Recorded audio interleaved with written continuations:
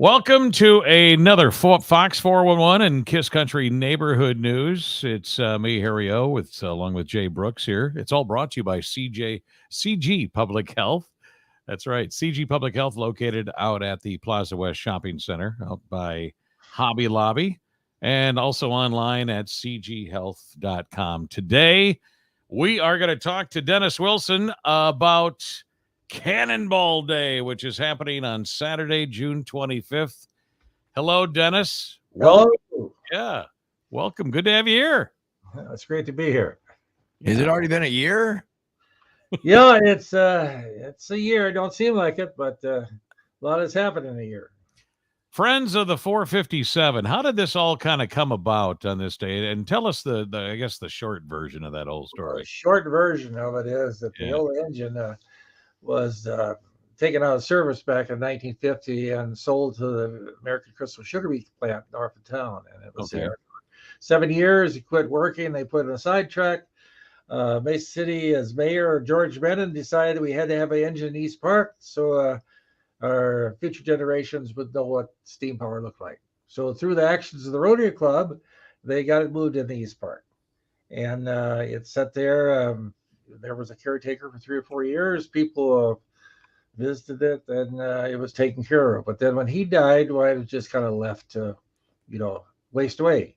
They stole the bell, they stole the copper. Well, actually, I lived out east of town, and I'd drive by that going to work, and I said, gosh, that thing is going to be an eyesore. A lot of other people thought the same thing.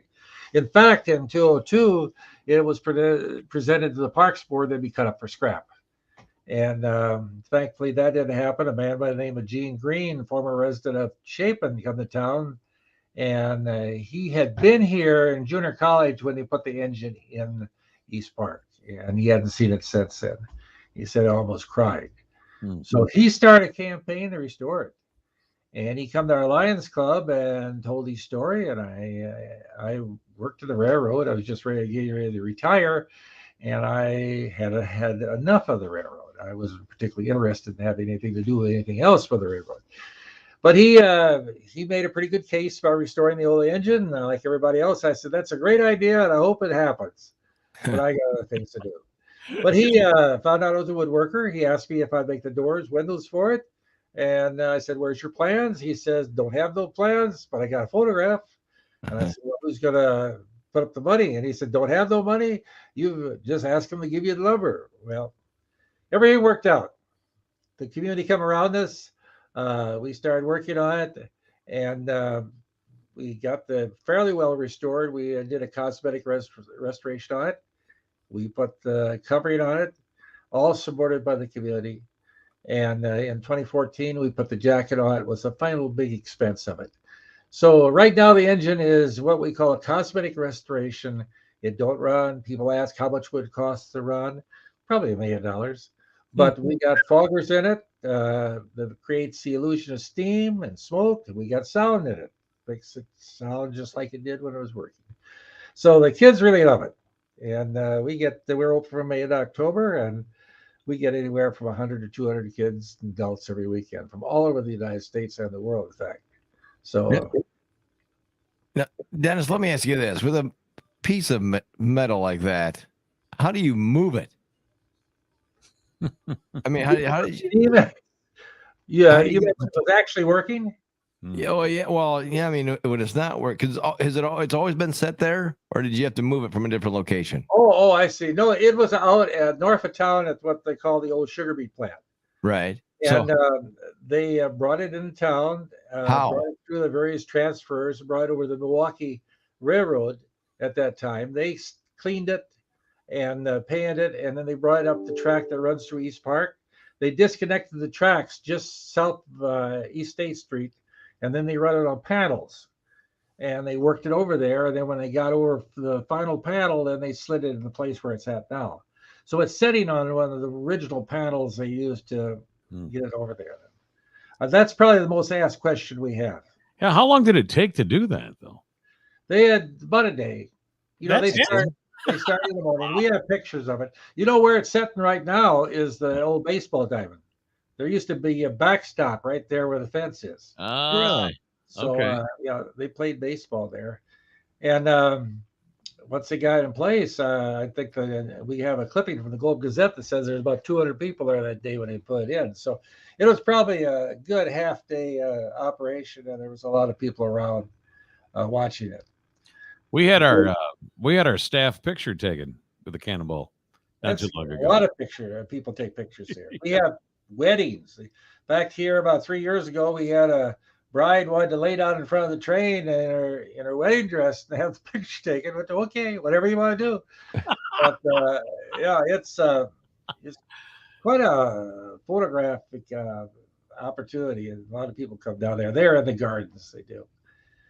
It's and when the Emmons St. L bought that engine, I mean the Crystal Sugar Beet Company bought the engine. They couldn't leave the logo on it, Emmons St. L 457. They had to take it off.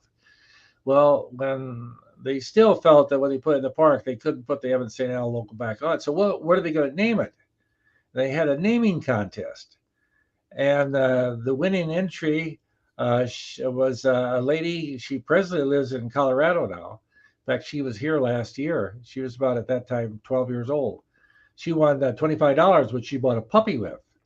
And second place was a 100-pound sack of sugar, and the third place was a case of orange knee-high pop.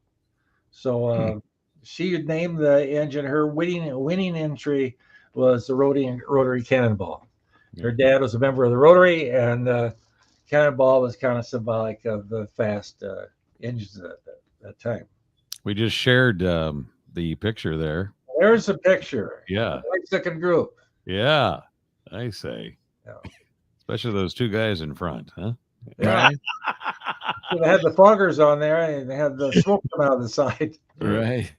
So the annual chicken dinner is Cannonball Day is coming up on Saturday, June 25th. Let's talk about that itself. How many annual is this? This is 16. 16 now. Okay. 16. What's all going on? We started Cannonball Day basically to help finance the restoration and preservation. Restoration and preservation will always go on when you got a 110-year-old engine. Mm-hmm. We're starting out in the morning with the Kids Fun Run. We need more kids to sign up. That's at 9 o'clock. Pick up the packet, and you're going to get a water bottle, a medal, a T-shirt, some goodies. It's going to be a fun morning. It always is. Mm-hmm. And then at 10 o'clock is kids pedal tractor pull. That's fun. Everybody gets a trophy. And then, of course, at 1 o'clock, it's Bill Riley talent show. Sure. And Bill Riley, he's been around forever. His son's taken it on now. His son's retired, but it's still going on. So we've just about got registrations full for that. So if you want to get in on it, you should get your registration in. It's on the website for the Kids Fun Run, for the talent show. So you can get a copy off the website for the Kids Fun Run way. You turn your registration at the YMCA. So then there's also, we have a band from 5 to 7, Betty and the Gents. Now, anybody who's heard Betty and the Gents, they're a great band. They play a wide variety of music. And then there's Smokey and the Train at giving rides. And we have spin art, we have inflatables, and our famous $1 root beer floats. We've had those around for a long time, and it's kind of a tradition. Thankfully, we can still continue to give $1 root beer floats because of the fine sponsors we have. Mm-hmm. So, and of course, the chicken starts cooking at 1 in the morning.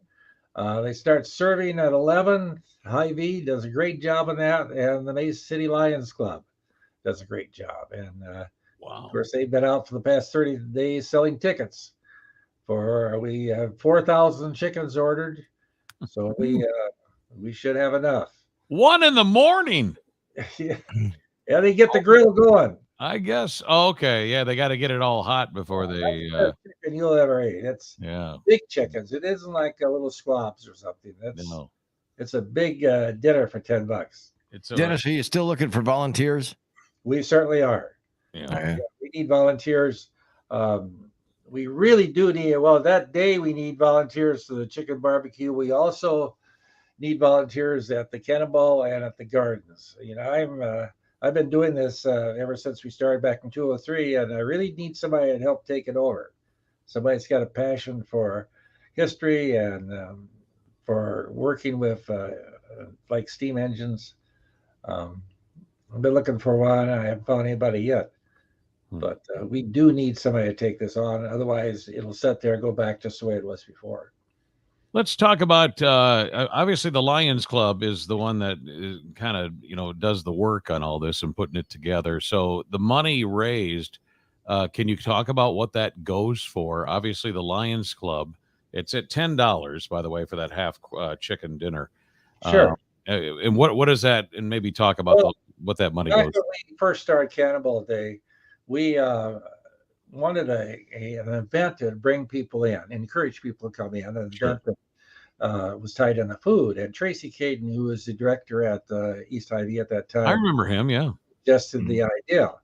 And so he worked with us and got it started. The first year we sold 700 halves, and it just grew from then. Yeah. The money goes back in the community for the Lions. They have all kinds of service projects. Their big project, of course, is eyeglasses, hearing aids, and community betterment. And they contribute a small sum to the preservation and upkeep of the Cannonball. So we greatly appreciate that. Right. And but the funds go back into the community. Right. Do you have I guess a plan B? I mean, we know that East Park has been flooded out. I know that's a high point of East Park, so we really don't have to worry too much about that.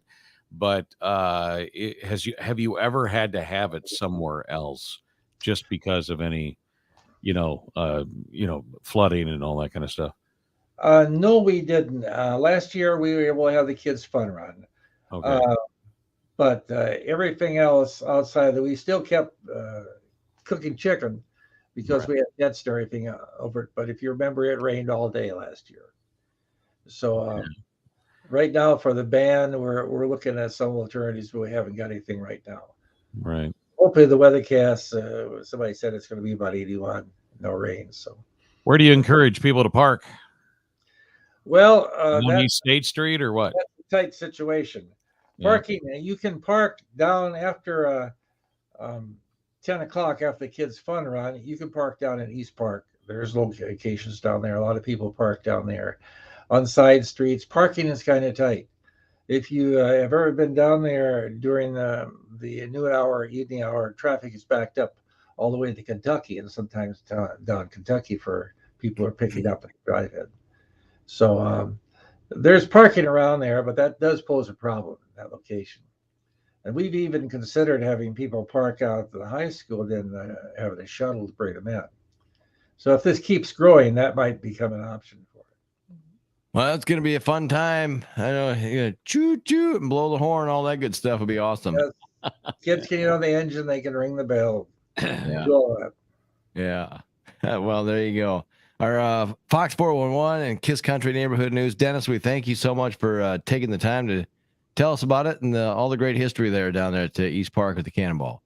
Well, thanks so much for having me. We should mention, too, for the people listening, it's friendsofthe457.org if you want to go to the website, or they are on Facebook at Friends of the 457. Just look them up there. There's an event on there, too. Yes. And again, thanks to CG Public Health for being the sponsor of the neighborhood news and the Fox 411. Go to cghealth.com for details and anything health related.